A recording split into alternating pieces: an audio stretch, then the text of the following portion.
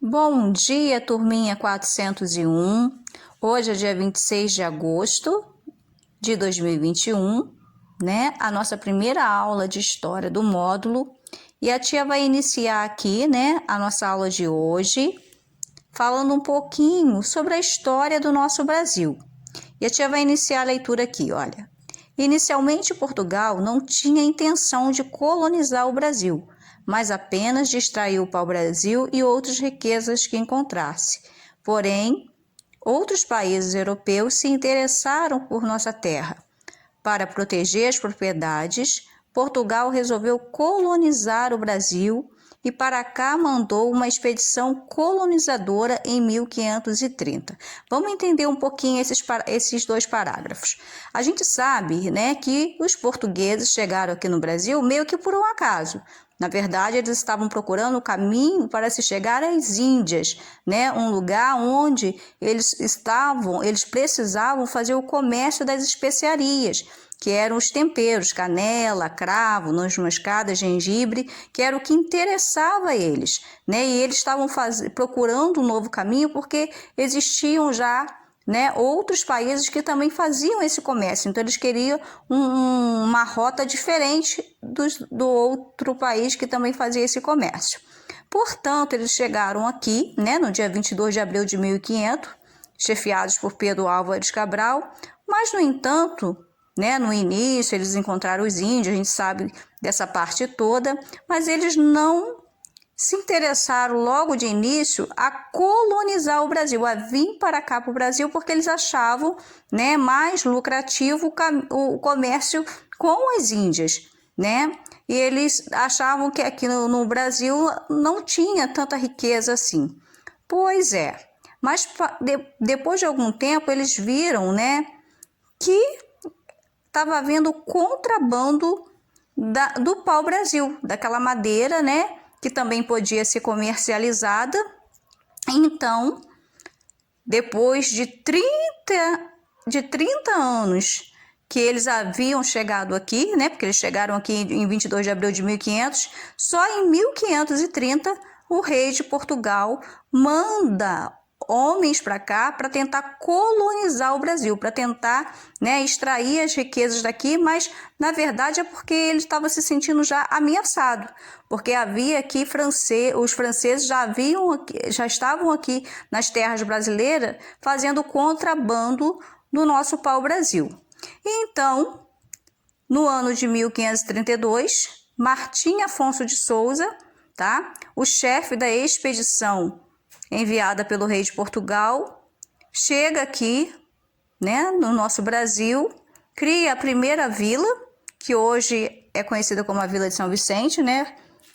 E com a colonização do Brasil, custaria muito caro para o governo.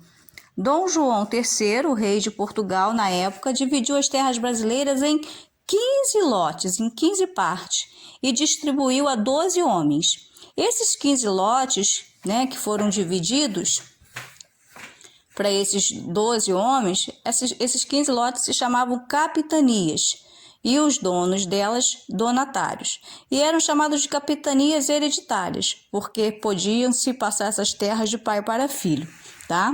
Mas essa tentativa de colonizar o Brasil não foi muito bem. Por quê? Faltou recursos, né, para esses homens colonizar aqui o Brasil, administrar, né, esses lotes, essas capitanias, e só duas prosperaram, a capitania de São Vicente e a de Pernambuco.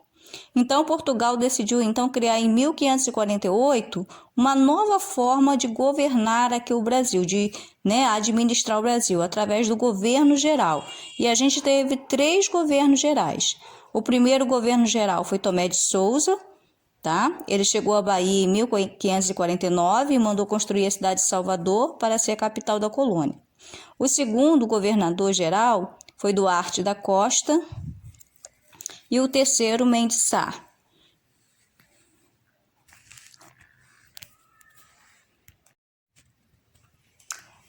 Também na época dos governos gerais, a gente teve a presença dos padres jesuítas, né, esses jesuítas, né, que eram padres, vieram para o Brasil com o intuito de converter os indígenas à fé cristã, ou seja, ao catolicismo, tá? Porque a gente sabe que os indígenas eles tinham as suas crenças, né, acreditavam em vários deuses, e nessa época aí, né, do governo geral, muitos padres jesuítas vieram para o Brasil com a tentativa, né, de converter os indígenas à religião católica, tá bom? Aí a gente tem uma perguntinha dessa parte do exercício: quantas capitanias foram criadas e destas quais tiveram sucesso? A tia já falou lá em cima, né, na explicação, que dos 15 lotes, né, que eram as capitanias hereditárias, somente 2 prosperaram. Quais foram elas?